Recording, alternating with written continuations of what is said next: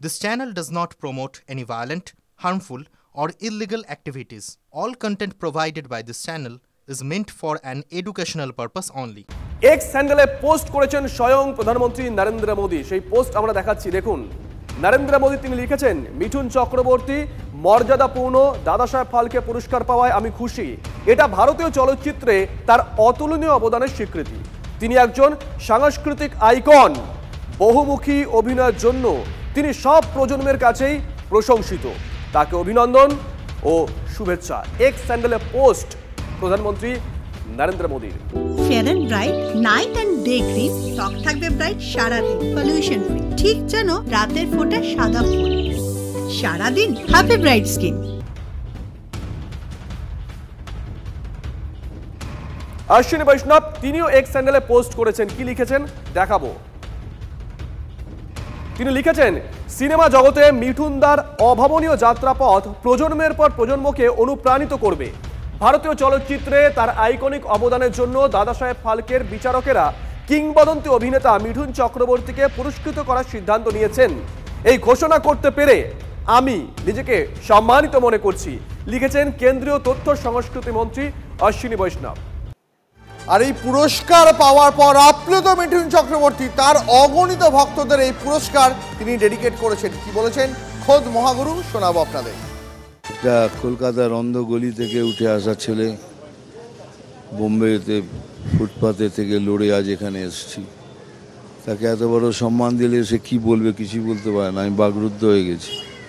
এটুকুই বলছি, এটা আমি ডেডিকেট করলাম আমার ফ্যামিলিকে আর পুরো পৃথিবীতে আমার যত ফ্যান আছে তাদের। মিঠুন চক্রবর্তী সম্মানিত দাদাসাহেব ফালকে পুরস্কার পাওয়ায় খুশি গোটা টলিউডও। অভিনেতা প্রসেনজিৎ চট্টোপাধ্যায় তাঁর প্রতিক্রিয়া শোনাবো, পাশাপাশি ঋতুপর্ণা সেনগুপ্ত তিনি কি বলেছেন শোনাবো। ওয়েল ডিজার্ভ, এবং মিঠুনদা যে জায়গাটা করেছেন একজন বাঙালি হয়ে, we all are proud of him, and as an actor I really look upon, like, he is one of the finest actor in our country, and মানুষটা কখনো স্টপ করেনি, like that is something which I appreciate. Guru দেখার সময় I was in tears. He, an actor who can do a Phatakeshto, can do also a character like Guru.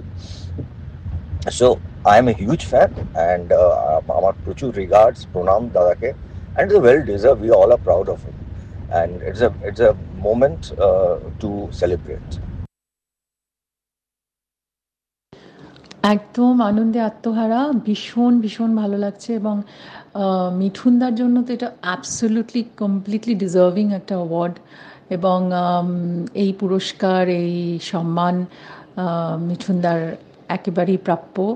এবং আমাদের কাছে দাদা একটা বিশাল ইন্সপিরেশনের জায়গা, একটা কি বলবো, মানে উনি আমাদের মানে ভারতবর্ষের গর্ব এবং একটি রত্ন।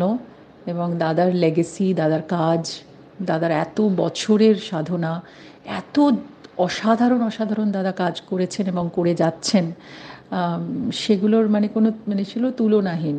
সবাই আমরা, সারা ভারতবর্ষেও আমরা সেলিব্রেট করব দাদার এই সম্মান এবং পুরস্কার, কারণ উনি he is one of a kind.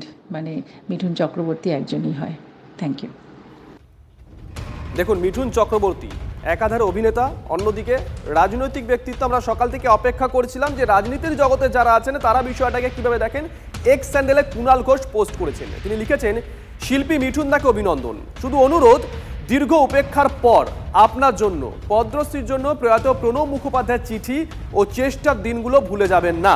মিঠুনকে অভিনন্দন জানিয়েও যেন খোঁচা দিয়েছেন কুণাল ঘোষ, বলছে ওয়াকিবহল মহল।